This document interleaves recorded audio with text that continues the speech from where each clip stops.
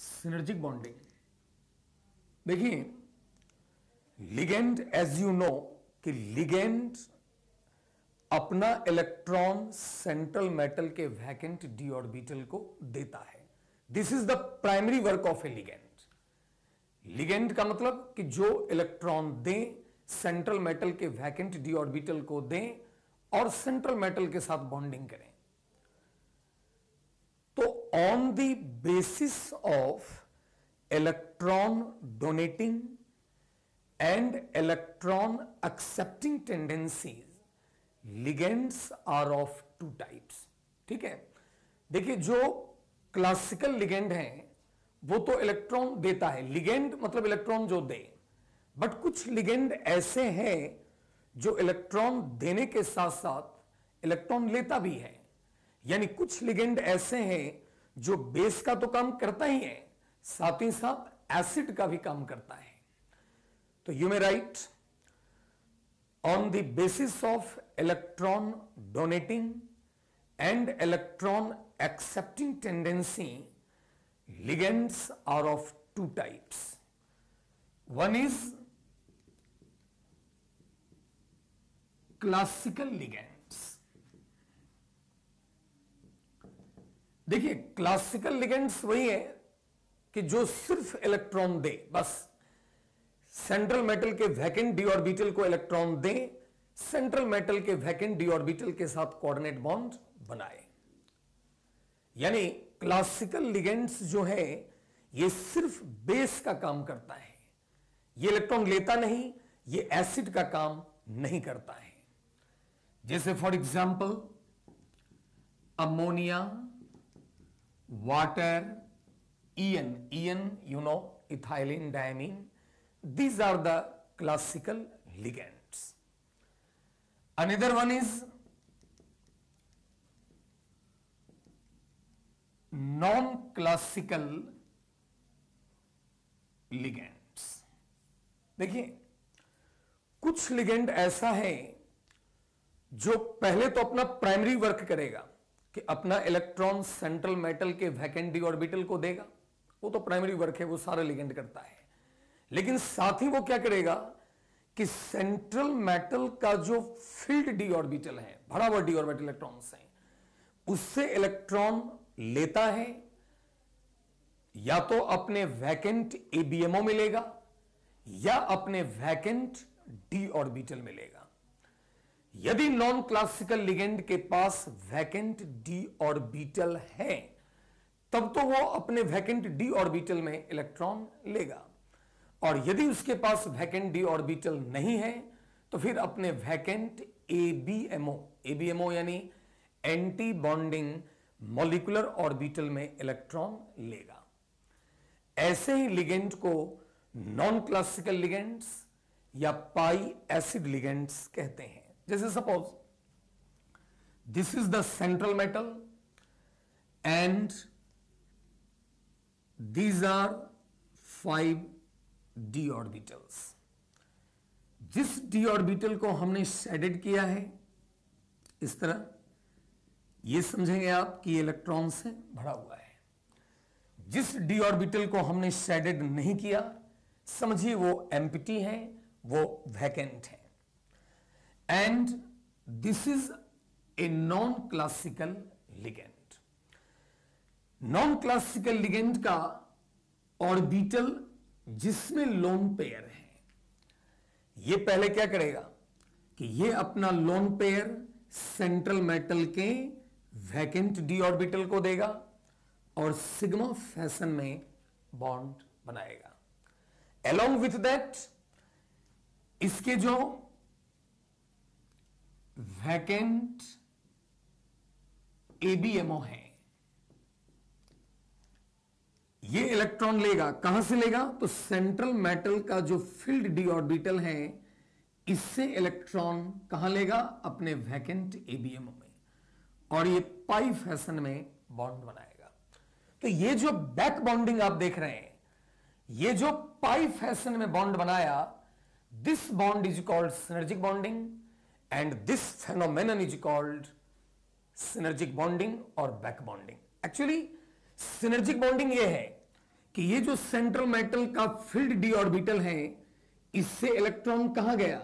Ligand के vacant ABMO में गया, एक पाई फैशन में बॉन्ड बना। यही जो पाई फैशन में बॉन्ड बना, this is the synergic bond and this phenomenon is synergic bonding. अब देखो, इस सिनर्जिक बॉन्डिंग से क्या हुआ?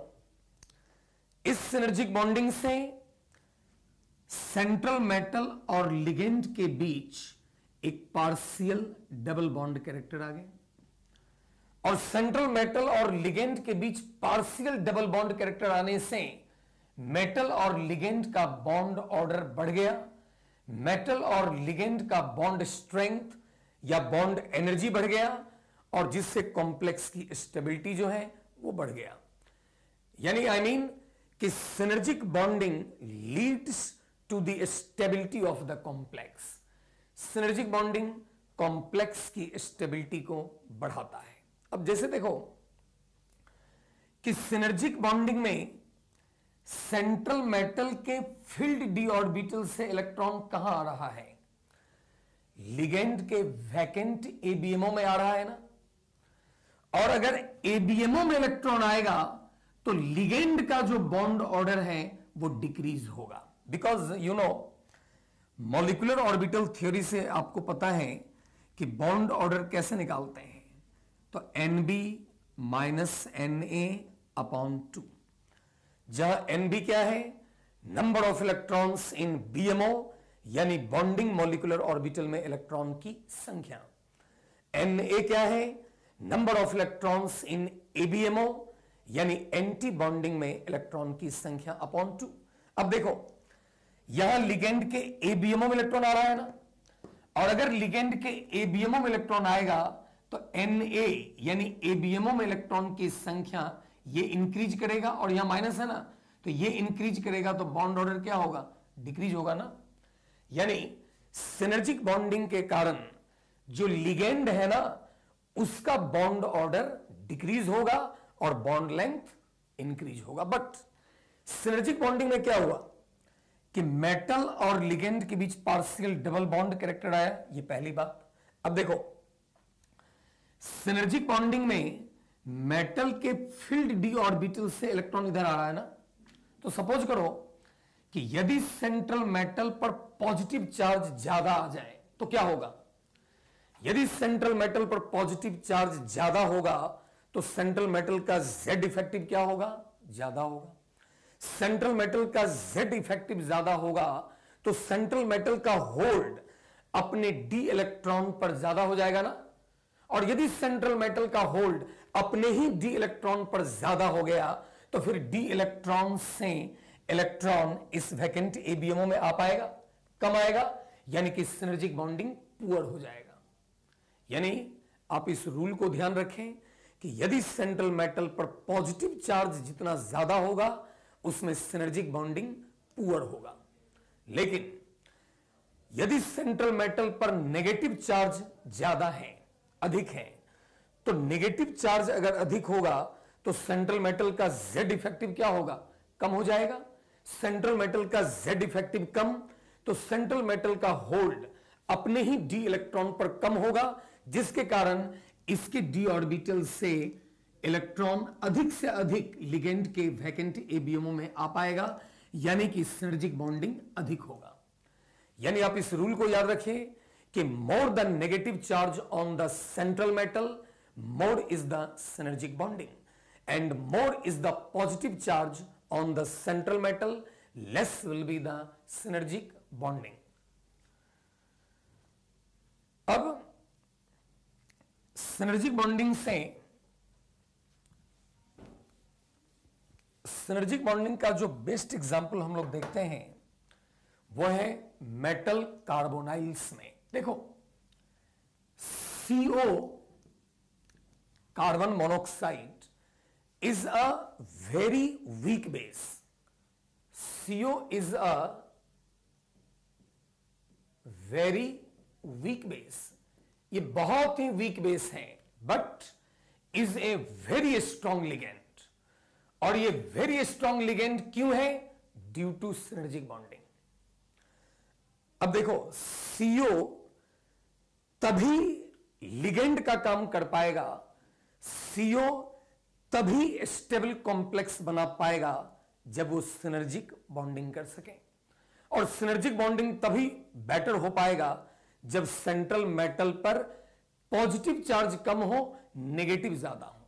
इसलिए कोई भी मेटल कार्बोनाइल ऐसा आपको स्टेबल नहीं मिलेगा in which central metal is carrying more positive charge, because वहां सिनर्जिक बॉन्डिंग तो हो ही नहीं पाएगा।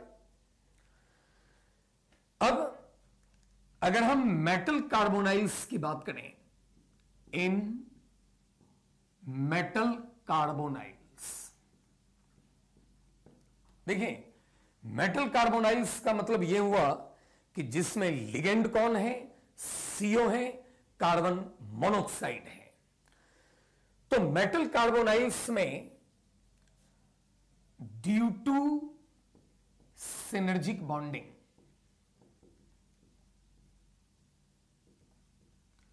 मेटल कार्बोनाइल्स में सिनर्जिक बॉन्डिंग के कारण क्या होगा, मेटल कार्बन बॉन्ड ऑर्डर बढ़ेगा, और मेटल कार्बन बॉन्ड ऑर्डर बढ़ेगा तो CO bond order will decrease, ये घटेगा। बिकॉज सीओ अगर लिगेंड है तो ये सिनर्जिक बॉन्डिंग कर रहा होगा, और यदि ये सिनर्जिक बॉन्डिंग कर रहा होगा तो इसके एबीएमओ में इलेक्ट्रॉन आ रहा होगा ना सेंट्रल मेटल के फील्ड डी ऑर्बिटल से, और सीओ के एबीएमओ में इलेक्ट्रॉन आ रहा होगा तो फिर सीओ का बॉन्ड ऑर्डर क्या होगा, डेफिनेटली घटेगा। और बॉन्ड ऑर्डर घटेगा तो सीओ का बॉन्ड लेंथ क्या होगा, बढ़ जाएगा ना। जैसे देखो, जो फ्री सीओ है अकेला, जब वो लिगेंड नहीं है तो फ्री सीओ का बॉन्ड ऑर्डर जो है वो 3 है। लेकिन यही सीओ जब लिगेंड है यानी मेटल कार्बोनाइल्स है तो इस सीओ का बॉन्ड ऑर्डर 3 से हल्का कम हो जाएगा, स्लाइटली कम हो जाएगा, क्योंकि सिनर्जिक बॉन्डिंग होगा, और सिनर्जिक बॉन्डिंग के कारण सीओ के एबीएमओ में इलेक्ट्रॉन आएगा। जैसे अगर हम ये कहें कि आप बताएं कि कार्बन ऑक्सीजन बॉन्ड लेंथ, ये एक मेटल कार्बोनाइल हमने लिया FeCO5, और एक हमने फ्री सीओ लिया। आप इनमें हमें बताएं कि कार्बन ऑक्सीजन का बॉन्ड लेंथ डी यानी डिस्टेंस यानी बॉन्ड लेंथ किसमें अधिक होगा। तो देखो यहां ये फ्री सीओ है, तो यहां फ्री सीओ है तो इसका बॉन्ड ऑर्डर कितना हो गया, 3 हो गया, 3 है। लेकिन यहां सीओ लिगेंड का काम कर रहा है तो जरूर ये सिनर्जिक बॉन्डिंग कर रहा होगा। ये सिनर्जिक बॉन्डिंग कर रहा होगा तो सीओ के एबीएमओ में इलेक्ट्रॉन आ रहा होगा ना, तो फिर एबीएमओ में इलेक्ट्रॉन आएगा तो इसका बॉन्ड ऑर्डर क्या होगा, 3 से कम होगा, और बॉन्ड ऑर्डर 3 से कम होगा तो बॉन्ड लेंथ ज्यादा होगा। यानी कि मेटल कार्बोनाइल में सीओ का बॉन्ड लेंथ फ्री सीओ से अधिक होगा। जैसे एक दूसरा एग्जांपल हम लें,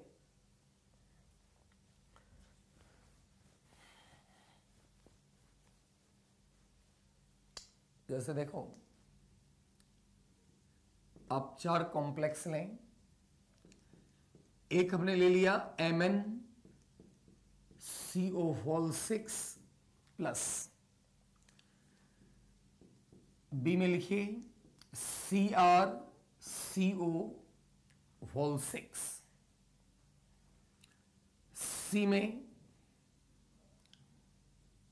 VCO6 माइनस, और डी में टाइटेनियम CO6 2 माइनस।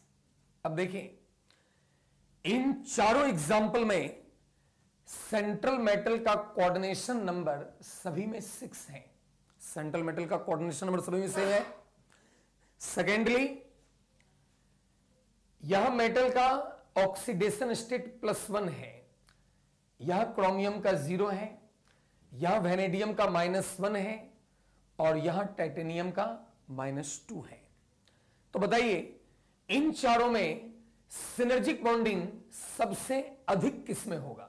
तो तो जैसा मैंने अभी बताया था कि जिसमें सेंट्रल मेटल पर नेगेटिव चार्ज सबसे अधिक होगा उसमें सिनर्जिक बॉन्डिंग सबसे अधिक होगा।